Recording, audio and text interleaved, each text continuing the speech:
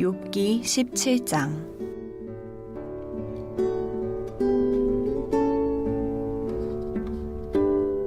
나의 기운이 쇠하였으며 나의 날이 다하였고 무덤이 나를 위하여 준비되었구나. 나를 조롱하는 자들이 나와 함께 있으므로 내 눈이 그들의 충동함을 항상 보는구나. 청하건대 나에게 담보물을 주소서. 나의 손을 잡아줄 자가 누구리이까. 주께서 그들의 마음을 가리어 깨닫지 못하게 하셨사오니 그들을 높이지 마소서. 보상을 얻으려고 친구를 비난하는 자는 그의 자손들의 눈이 멀게 되리라. 하나님이 나를 백성의 속담거리가 되게 하시니 그들이 내 얼굴에 침을 뱉는구나.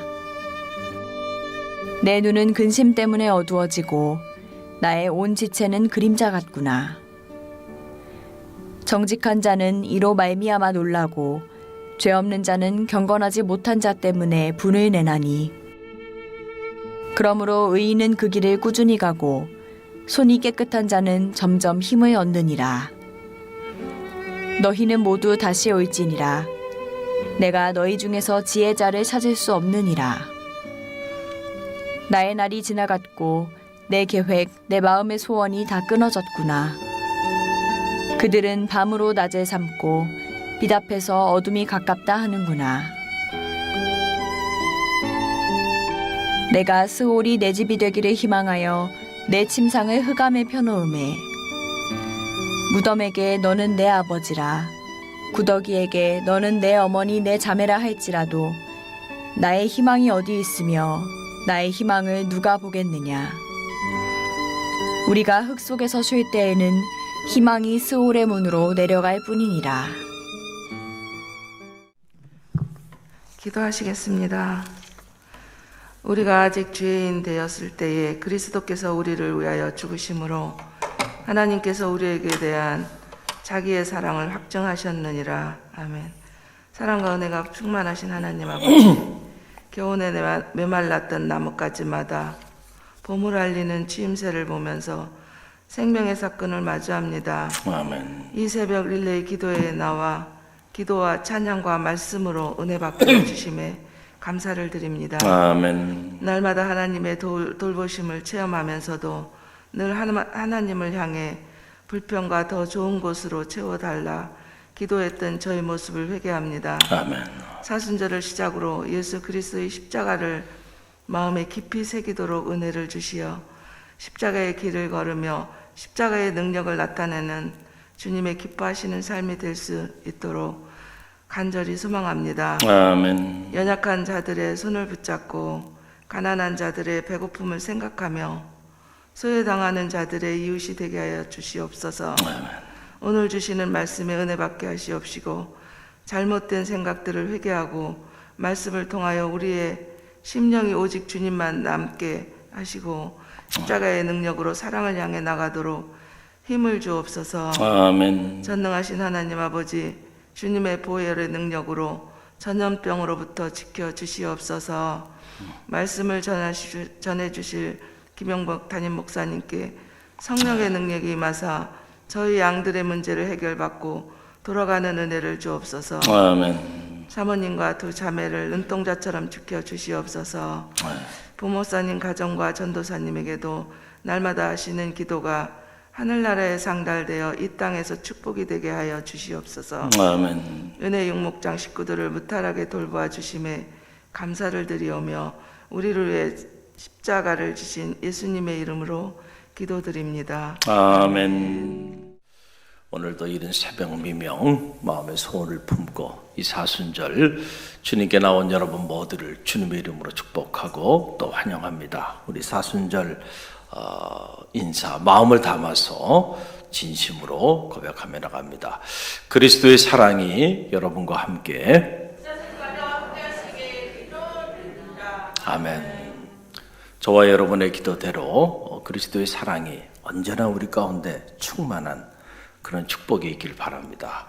여러분 그럴 때 얼굴 색깔도 바뀌고요, 또 사용하는 언어도 바뀌고요, 또 생각도 바뀌어요.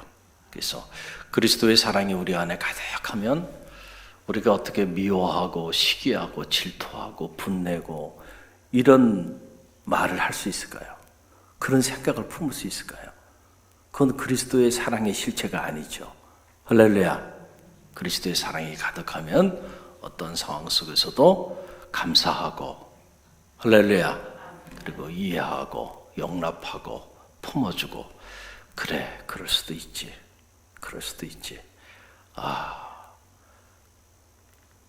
그것이 오늘 우리를 향한 주님의 십자가의 사랑 아닙니까? 죄인임에도 불구하고 죄인이라 칭하지 아니하시고 친히 그 죄의 값을 대속하여 주신 그 주님의 사랑, 그 사랑이 여러분의 삶에 가득 흘러 넘치는 그런 축복이 있기를 간절히 바랍니다.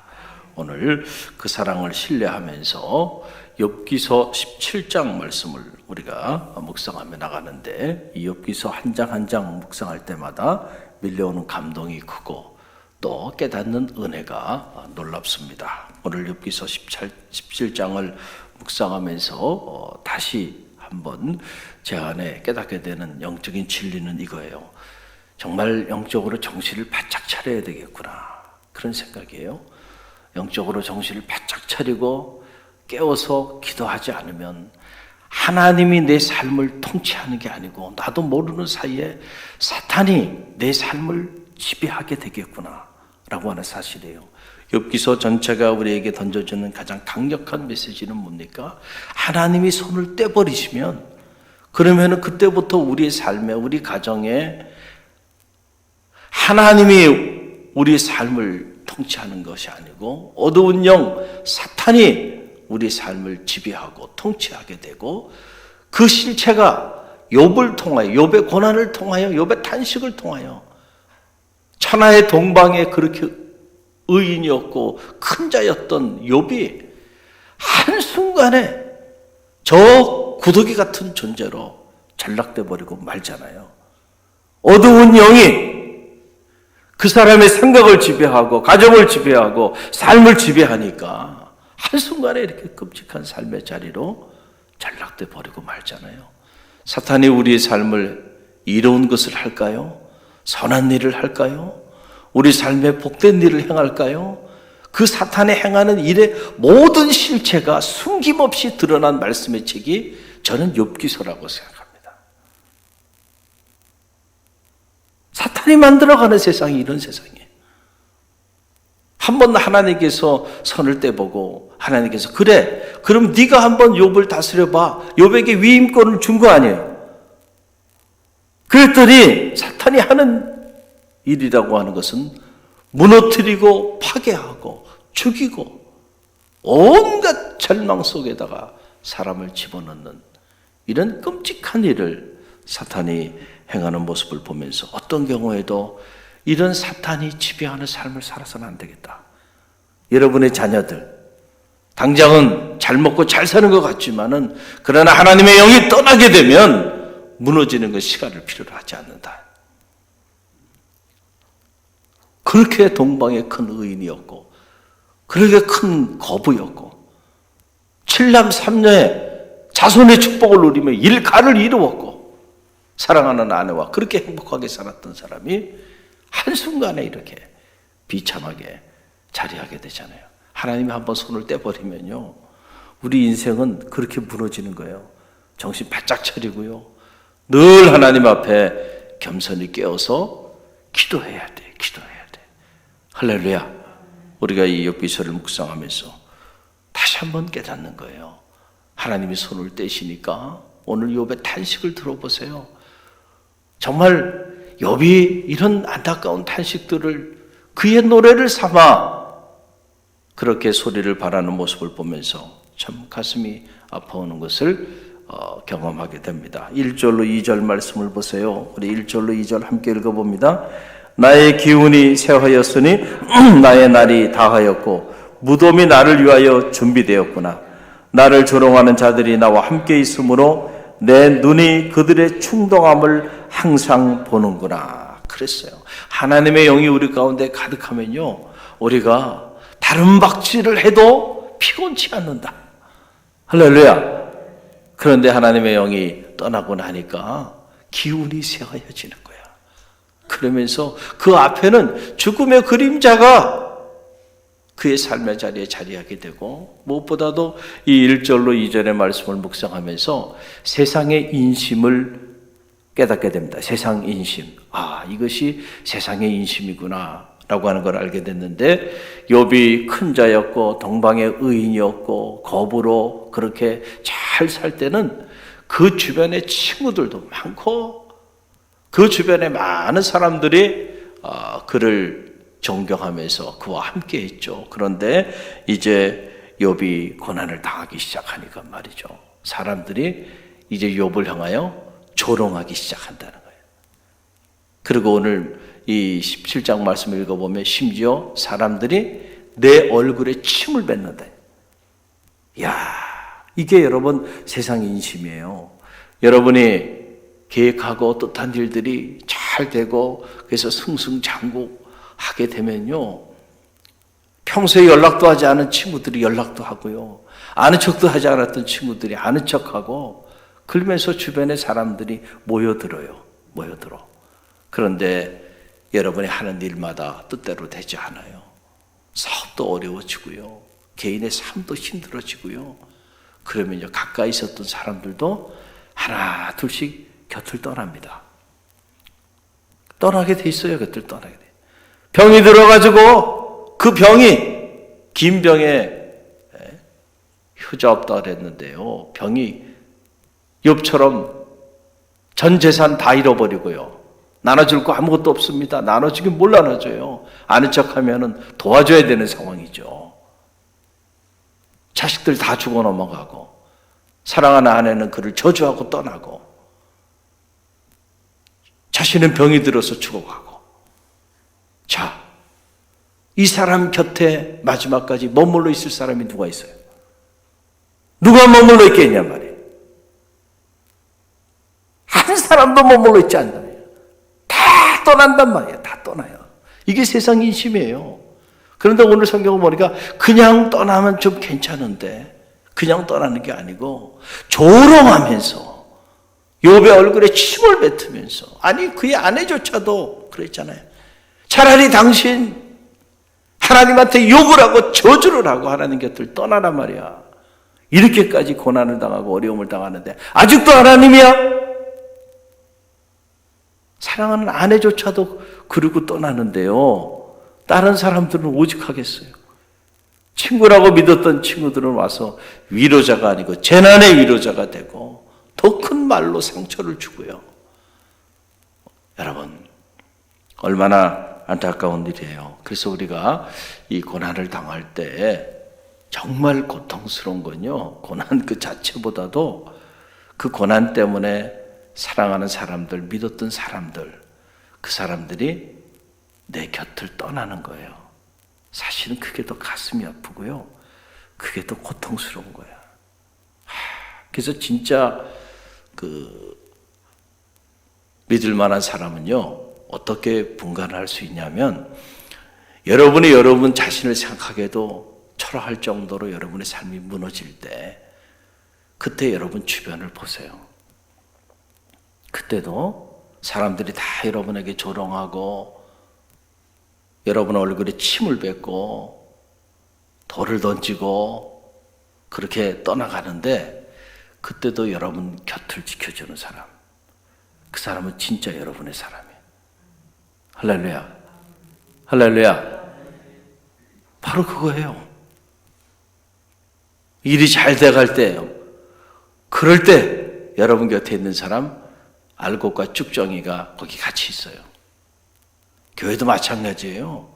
이렇게 고난을 당해보니까 다 드러나잖아요. 알곡과 쭉정이 다 드러납니다. 이 코로나 사태로 인해서 장기화된 코로나 사태로, 자, 교회 공동체도 얼마나 힘이 들어요.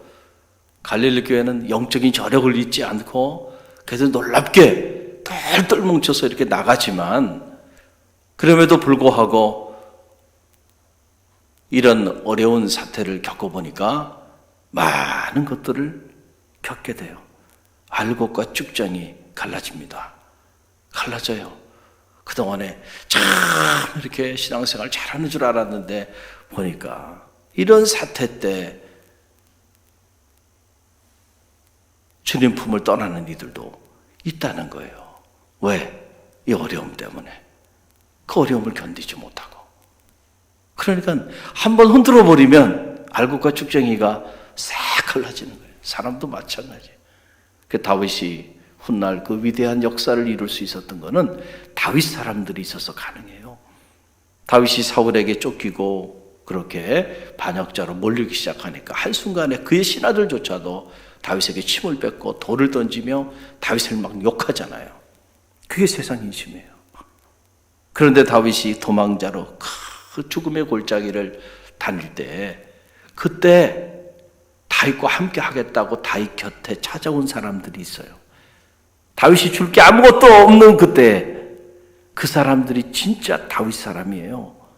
그래서 그 진짜 다윗 사람들을 그때 다윗이 만나서 그 사람들과 역사를 이룬 거예요. 할렐루야. 그런 거 보면 때로 고난을 한번 당해보면 진짜 친구가 누군지, 진짜 성도가 누군지, 진짜 우리가 마음을 같이 하고 함께 할 사람이 누군지 다 갈라진다. 다 나타난다. 저는 말하기는 고난 가운데서도 주님에 대한 사랑이 사라지지 않는 짝퉁 신앙인이 아니라 진품 제자들이 되시기를 간절히 바랍니다. 오히려 고난 속에서 주님이 고난을 당하고 주님의 교회가 고난을 당할 때 그때 더 가슴 아파하면서 여러분들이 주님께로 가까이 나올 수 있는 그런 주님의 제자들이 되길 바라고요. 또 하나 욥기서 17장을 읽으면서 깨닫는 진리는 이거예요. 하나님의 울타리를 치워버리니까 욥의 삶에 희망이 사라져버렸다. 뭐가 사라져버려요? 희망이 사라졌어요. 성경에 보게 되면 믿음이라는 단어 이상으로 가장 많이 나오는 단어가 희망이라는 단어예요. 희망.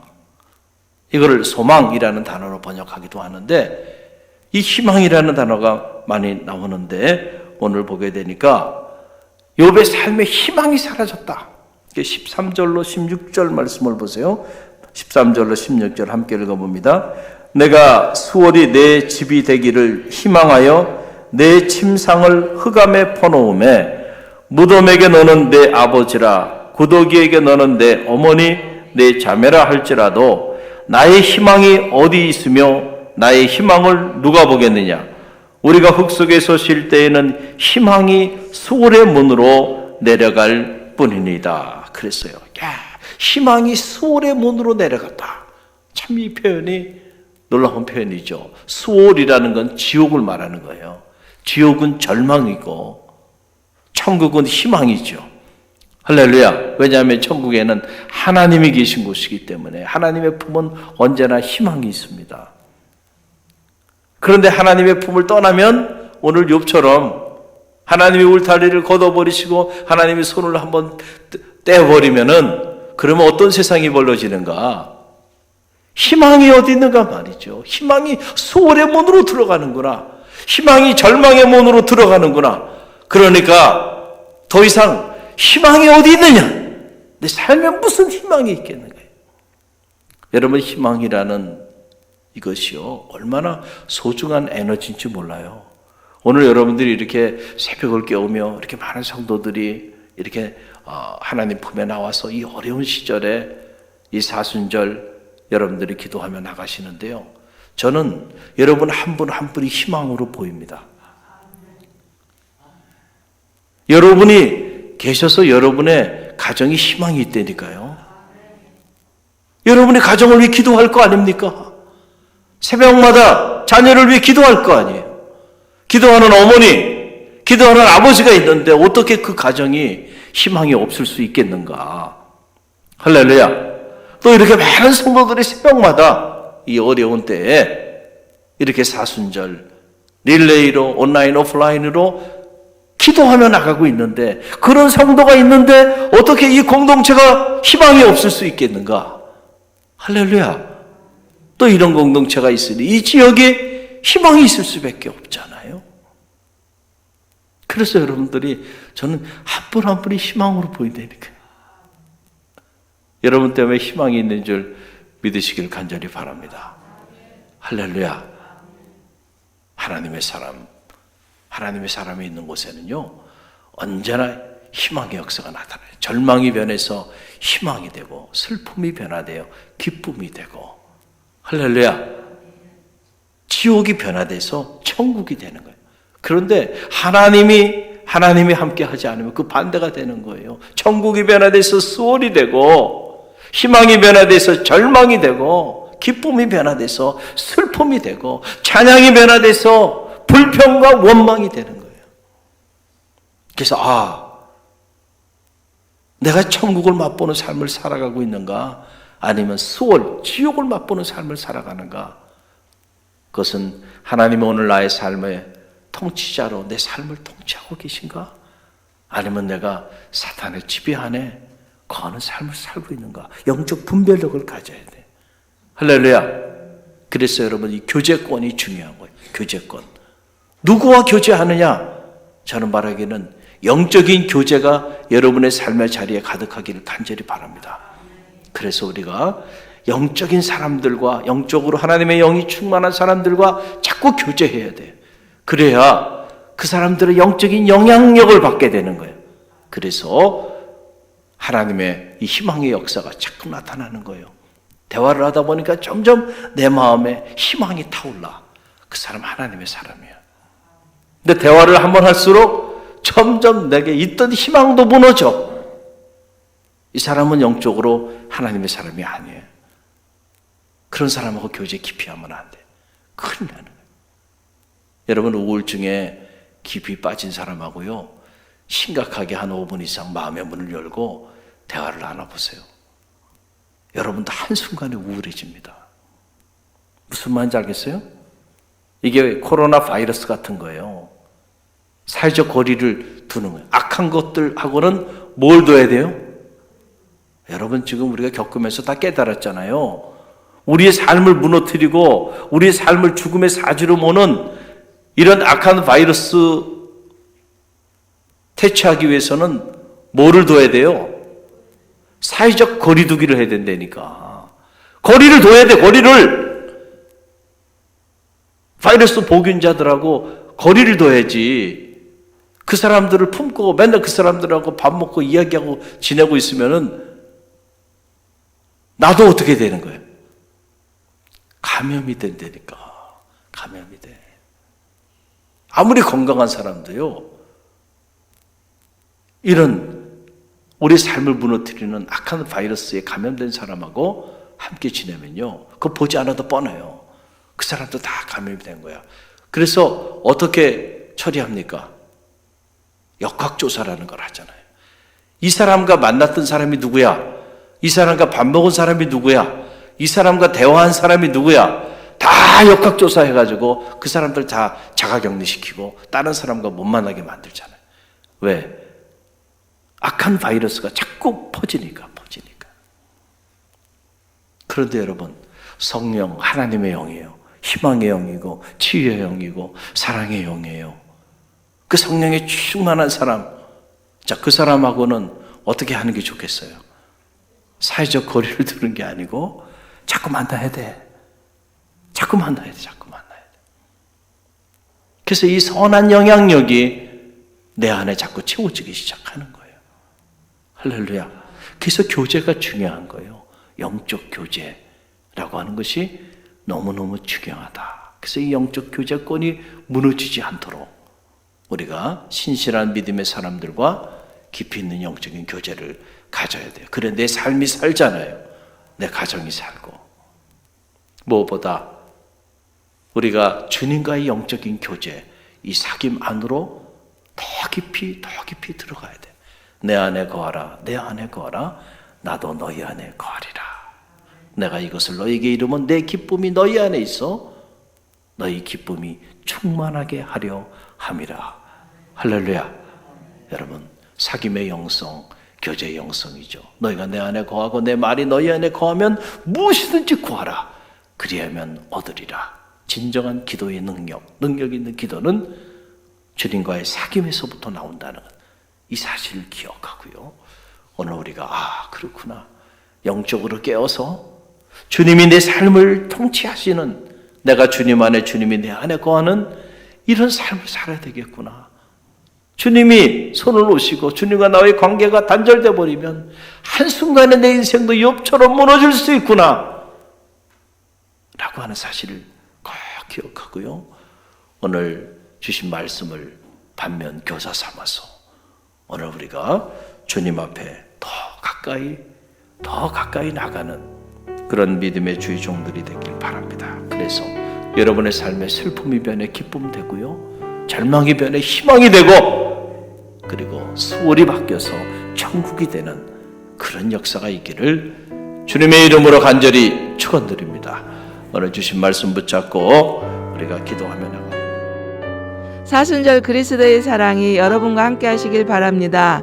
다음은 화평일 목장입니다. 화평일 목장 파이팅!